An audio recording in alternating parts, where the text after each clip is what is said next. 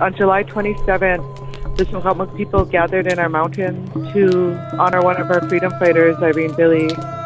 We honored her and all of our relations with the salmon dance. When we sing and dance, we dance to the salmon before their bountiful return. We have the most important spawning ground in the world. And if the mine goes through, the water that's going to seep from that mine is going to go into Adams Lake. That's going to kill our salmon. And then 1 week later, the Mount Poly Imperial Metals spill happened in our northern part of our Secwepemc Territory. It may be the worst environmental disaster in British Columbia's history. When it comes to an environmental disaster at a mine, few top this. 4.5 million cubic meters of contaminated sludge spewed into the Caribou's pristine waterways when the tailings pond at Mount Poly mine breached Monday. The cleanup, scary if you were to remove this amount of toxic waste by dump truck. Assuming that each truck has a capacity, like a dump truck, of approximately 8 cubic meters, you're looking at in excess of 550,000 dump trucks to remove that amount of accumulated material. You cannot clean this up completely.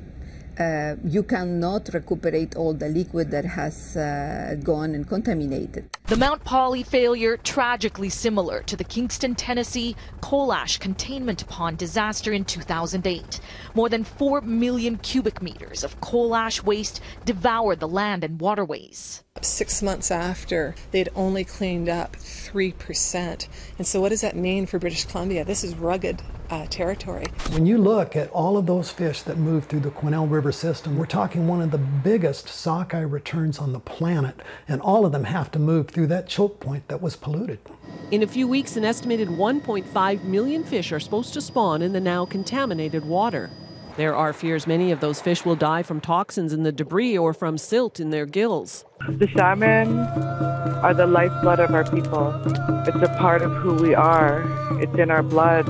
We've been eating salmon for thousands and thousands of years. And to have salmon and the risk and threat of salmon gone forever, never to have a clean salmon again, is just so heartbreaking for my people. And then on August 14th, we traveled all the way from our territory to Vancouver to the head offices of Imperial Metals to issue them an eviction.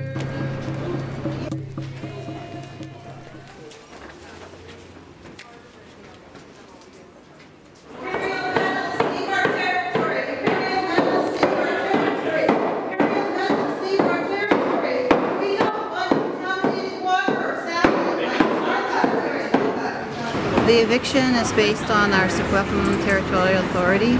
It's based on our laws and their trespassing. We really wanted to shut down Imperial Metals and get them out of all of our territories, including, standing in solidarity with the Tahltan, the Wet'suwet'en, the Hausa, the Chalmette, and the northern Secwepemc to get Imperial Metals shut down and off our lands.